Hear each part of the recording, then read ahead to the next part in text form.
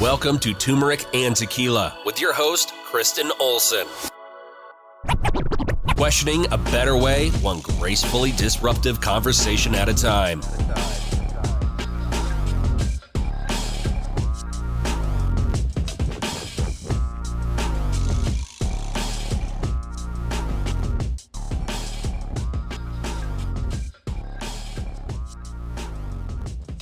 Welcome to Turmeric and Tequila. I am so excited to be with you here today. We've got Connects of Connects in the house. And if you listen to Turmeric and Tequila, you know these are my favorite conversations.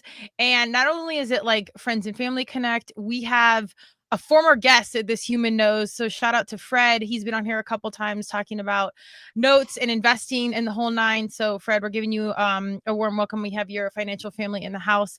But before we jump in, I want to give a little love to our sponsors. Colorado Clownfish Swim School, swim lessons and water safety training for all ages. They believe in life skills through sports. So go waterproof your family today. Check them out at coloradoclownfish.com. And our very own Declan James watches. They are local and veteran owned, and 10% of all their sales go back to the Navy SEAL Foundation. So go check them out. They are fitness family.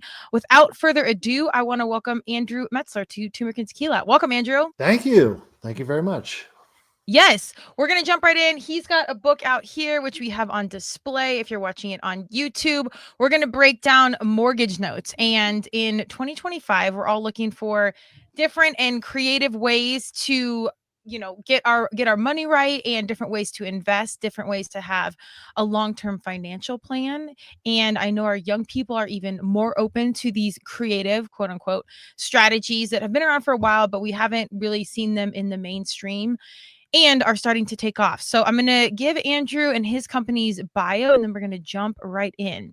So at TLC Property Partners, our mission is to empower passive investors by offering a secure and alternative real estate investment platform. We are dedicated to building long-lasting relationships with our partners through consistent cash flow and transparent communication. Our portfolio includes performing mortgage notes that have consistently delivered above average yield for our investors. Andrew is passionate about working with clients who are committed to helping borrowers stay in their communities, providing stability to their neighborhoods, and supporting the dream of home ownership. When Andrew is not driving real estate success, you can find him skiing, mountain biking, and exploring the great outdoors in the mountains of Colorado or any other majestic mountainous region across the globe. So Andrew, we got fitness and money coming through. Absolutely. Absolutely. Yes. To make the money to have more fun is what it's all about. There you go. You got to have all the balance there, which I love. And finding your way to this is a super interesting one. I know we spoke a little bit at one of the events we were both at, but before we get into all the business, because I know you're very mission driven and it's heart centered with your focus, I want to hear about young Andrew, because I think who we are and what we're going to be is in the stars very early, and it takes a while for us to figure that out. But tell us about you as a kid. Yeah. So growing up in, the Northeast, had an opportunity when I was young, like right in freshman and sophomore year in high school. My dad was transferred to Switzerland, where we lived for a year and a half. So that gave me a really broadened viewpoint of the world. That was in the mid 80s. But it also drove a passion for me to learn how to ski, which I did. And ever since then, that's, really the Zen place and moments for me when skiing powder or just being outdoors and in the mountains and that type of thing. So it was a pretty unique experience. Had a chance to come back after 2 years in high school and go to a small college in Pennsylvania called Gettysburg. There's an address there. There's a battle, something like that. Yeah. But because of that, the Pocono Mountains didn't really cut it for me. So after graduating college, a high school buddy and I moved to Jackson Hole for a year and a half, which was just, a breathtaking experience. Jackson Hole and the Tetons are fantastic, but that again, got back to a location where I was really in my happy place. So it's been a good journey. Since then, I've kind of bounced to and from the East Coast and West Coast. My daughter was born in Salt Lake City. My son was born in South Carolina, where my ex-wife was grew up. So because of those experiences, it just kind of transitioned into a lot of getting to know real estate and finances and, managing money. Even though I was an economics major in college, I had a lot of bumpy roads to figure out really more about the financing, the real world financing. So A- it's Absolutely. been an Yeah, it's wild. interesting journey. So far, it's been good. Yeah. Yeah, it sounds like it. Did you do the whole ski bum thing where you just kind of like did the lift tickets or waiter type of situation for a couple years? That is where my heart is. I thrive to be a ski bum, and yes, I worked in a hotel. Worked in the afternoons and skied every day. I even did the night audit. So there was a couple evenings where it was like midnight to 8 a.m. and I could hear the snow guns go off and the avalanche bombs and was counting the flakes as I was doing the night. Yep, did all that. Live with many people, some of who I knew, some of who I didn't. But Absolutely. it was a great experience. And Oh, that's wild. and that Yeah. is where I met my ex-wife. So Okay. She was ski we had bumming it too. Mhm. That's and amazing. the ratio was a very fun experience. But given that opportunity, both in high school and then later on, had a chance to go back and live in Europe, in Austria. So that was a very unique experience. This was all kind of right around the Gulf War time, early '90s. So that was kind of an eye-opening, again, world experience to kind of get a global perspective of what was going on and not just U.S. centric. Absolutely, absolutely. I think we had Mhm. spoke prior at one of the last event we were at. You said you had sort of a breakthrough that led you to the note investing. Do you want to talk and share that journey into how you got into this, and then we'll get into the book? Yeah. So the great financial crisis of '07, '08, into 10. Um, yeah, I had to go through a personal experience of not only a divorce and a bankruptcy, but a foreclosure on my house. And that was, the family house that we were trying to raise our kids. The financial crisis really, froze all the credit.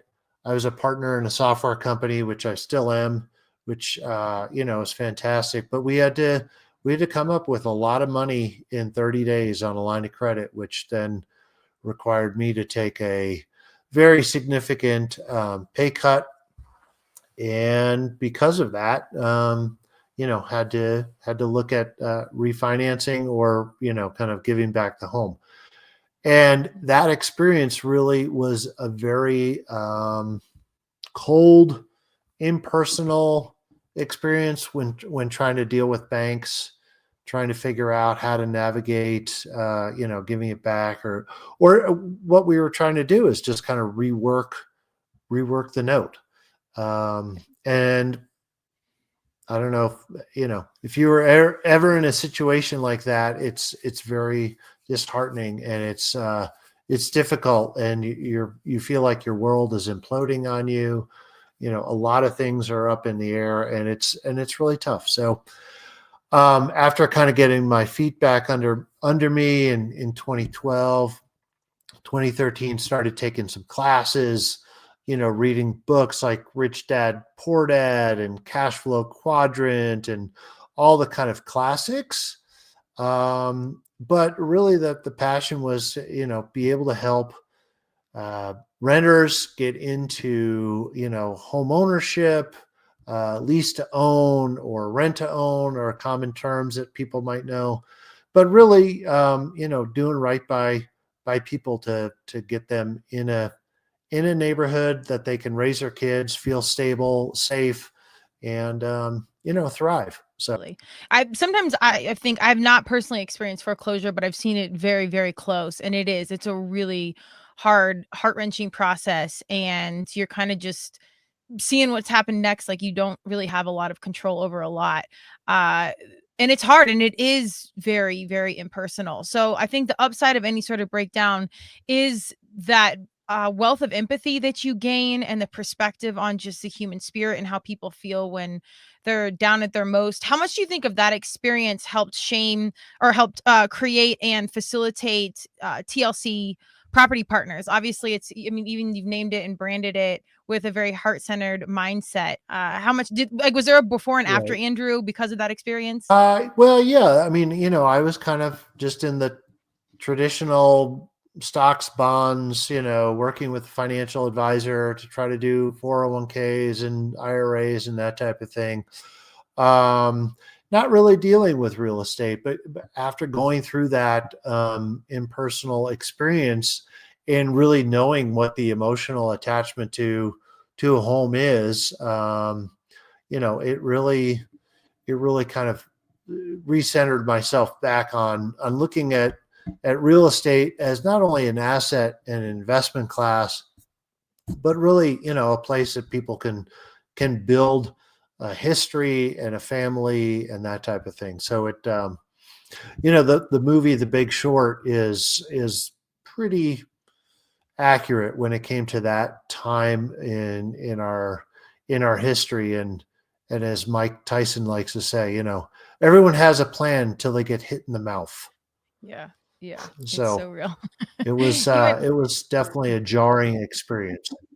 Yeah, it's the world where I always say on the podcast, God, universe, Madonna, whatever you believe, you will be humbled many times in life. So it's almost like you got to stay ready. That's why I love like outdoor hiking or fitness, because I feel like that physical exercise almost prepares you for like the mental tax that is always a little bit ahead of us, or some sort of challenge.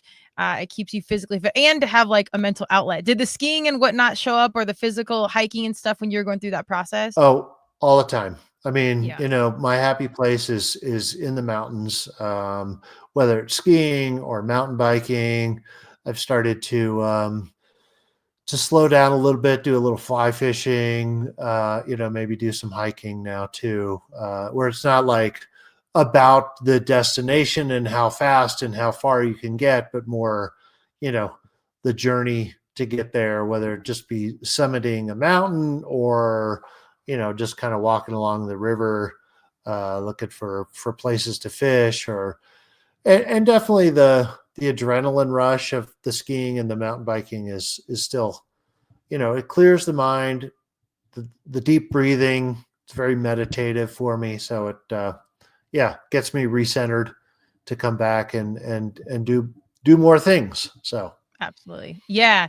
It's crazy how absolutely. it's such a metaphor for life, because at some point, you hit success, you start making money, and then it's like, all right, does this matter? Like, I need to enjoy this journey. I need to be able to enjoy the mountains and the view and the people I'm working with. And, we all want to make money and make it big, quote unquote. And at some point you're like, does this matter? Like, is this purposeful? Like, am I doing something that really checks the boxes, but also gives back? Right. Right. Yeah. And leaving a legacy for my kids and, future grandkids and all that stuff is very important. I've been lucky enough that my parents and grandparents were, financially astute enough to, kind of hand down some wealth, and it was, it's helpful. Yeah. Um, but it doesn't really resonate with just another zero in the bank account. That's not really what it's all about anymore. So really, again, enabling renters and people to a path to home ownership has been really, a passion of mine, wanting to keep people in a home, maybe reworking a note if that's necessary. There's a lot of different ways when you're human to human talking through some different solutions to a problem. And it might be a real estate problem, or it might be just a financial problem, or a blip in their radar right now. So Right. being able to be the lender and being able to work with a borrower in order to help them out through a troubled time has been really an important thing. So, and these are not loans that, people are just, buying with no credit, no down payment or anything like that. They're really, really working to get an avenue to create something for themselves, for their family, stabilize the neighborhood, raise their kids in a good school district, and they may not and I would ever want to live in, but it's their castle, it's their kingdom, so it's all Right. good. It's all Right. good. Well, so I want to get into this But because I did read in this that book. process of kind of learning about real estate, Left. A comprehensive guide for investors, profitable mortgage notes. I read it and I feel like you make it really, really clear and easy for us to understand. I do think I would still seek out a professional such as yourself to help guide the process, especially if it was my first time. But why don't you break down for us what a mortgage note is, like very, very simply?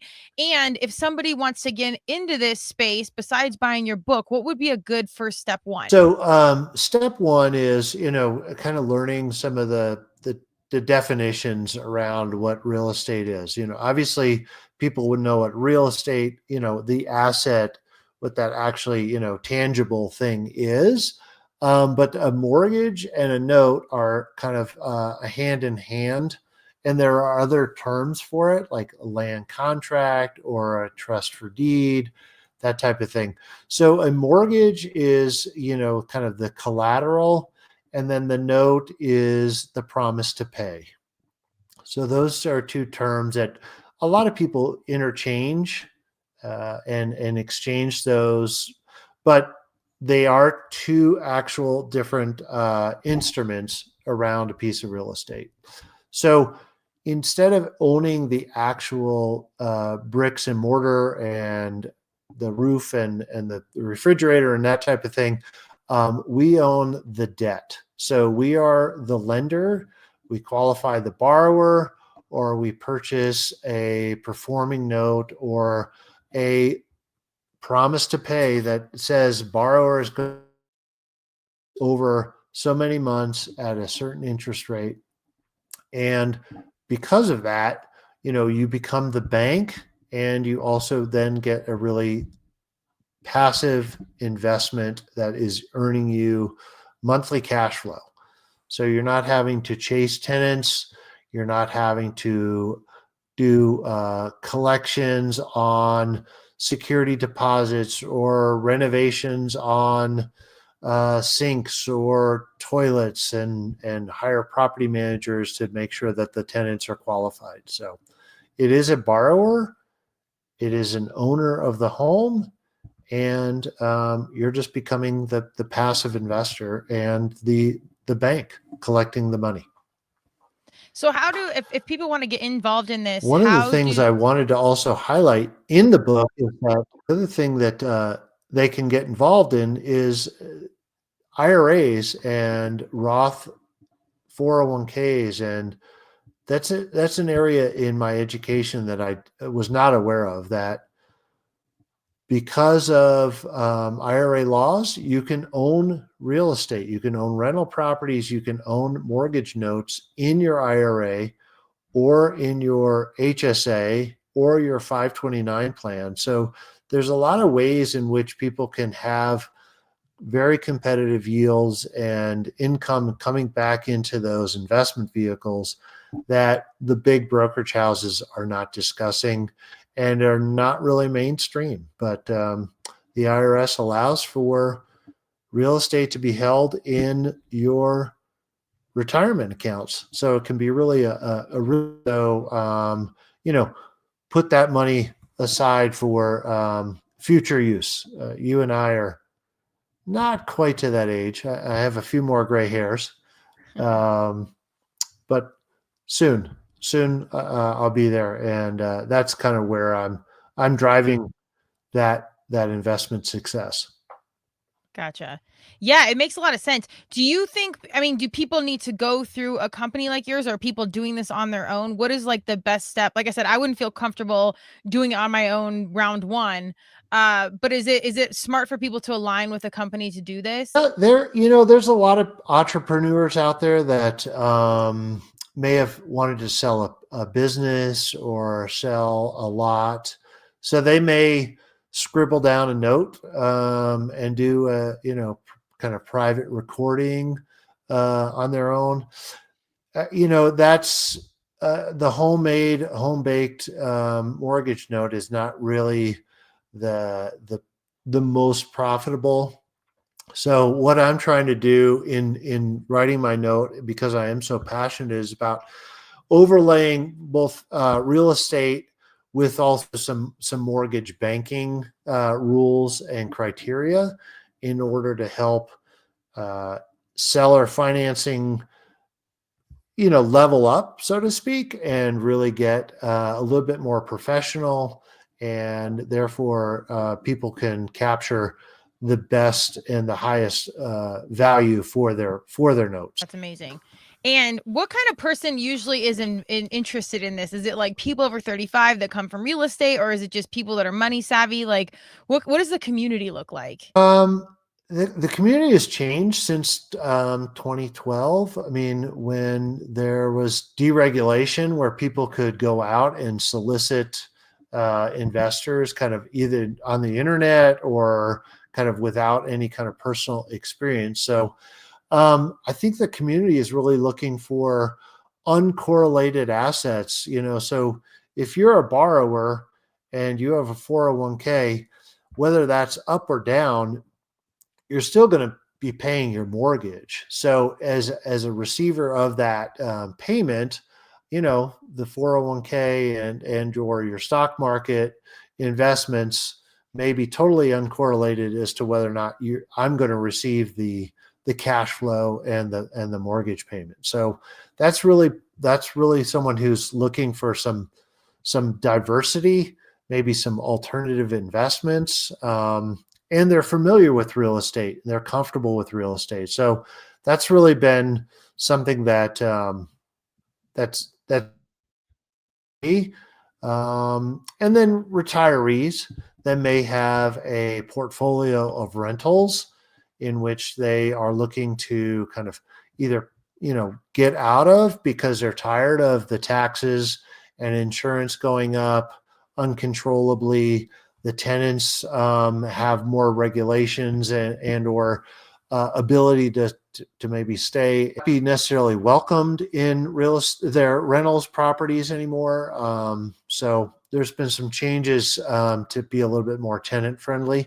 So landlords that are trying to get out and not have to pay the capital gains and the recapture taxes all in one tax year. So that's really where the community is looking for seller financing and giving affordability and the left behind buyers that maybe 3 and 4 or 5 years ago pre-COVID were totally qualified and had down payments, but because of affordability and because of interest rates have changed so dramatically over the last 3 or 4 years, giving them an avenue to home ownership.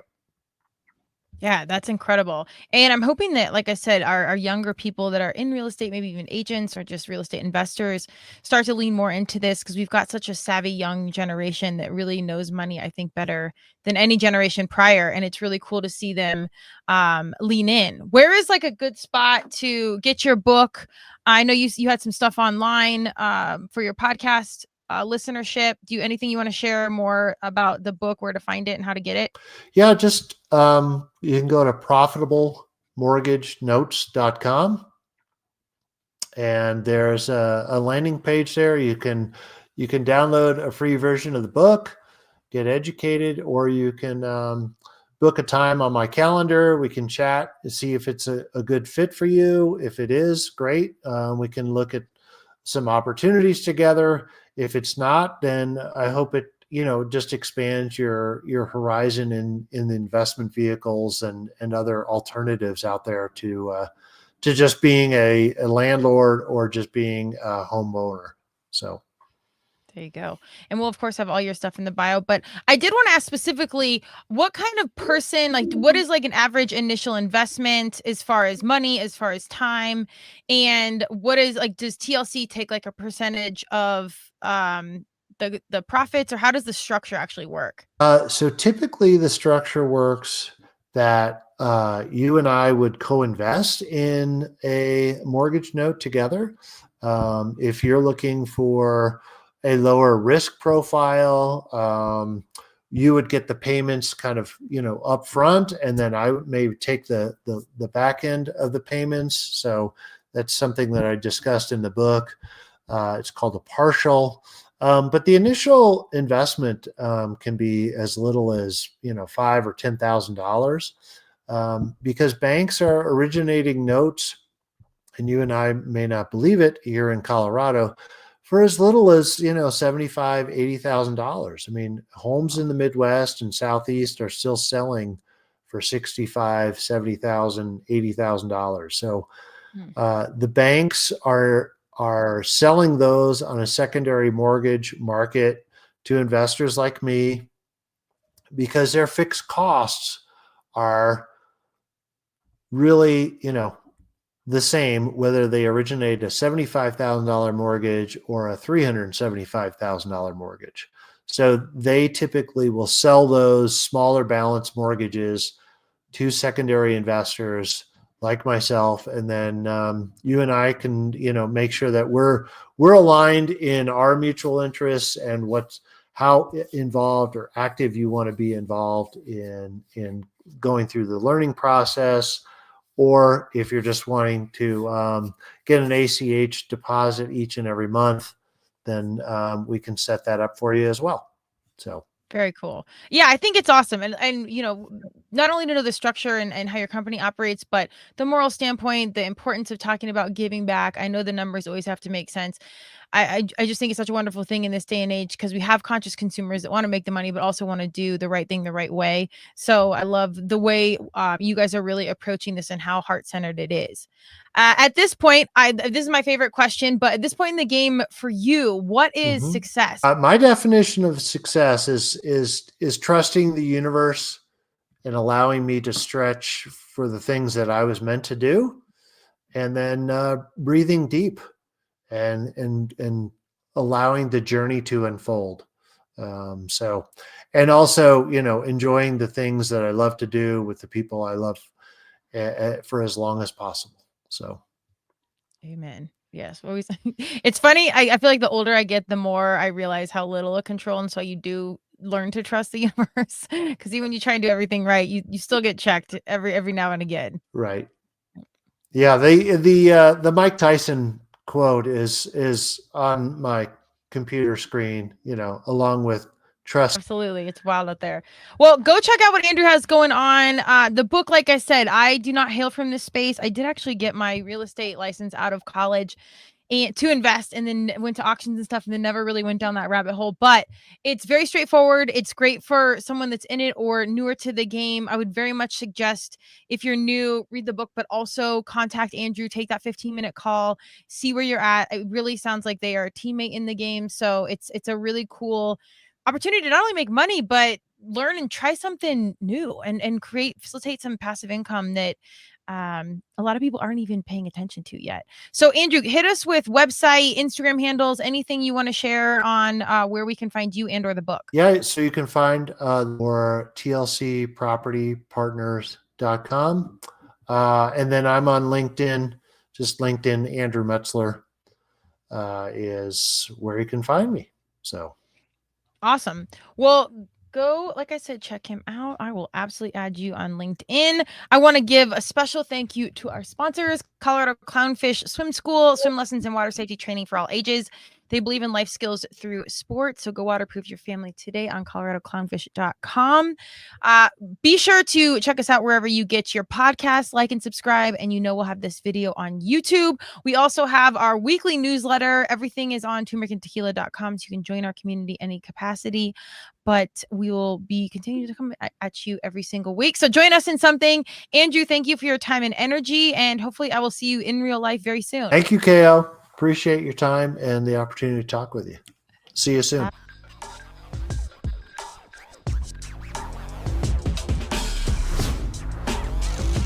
Thank you for joining Turmeric and Tequila with your host, Kristen Olson. Tune in next time, and don't forget to subscribe on Apple, Google Podcasts, Spotify, or wherever you listen.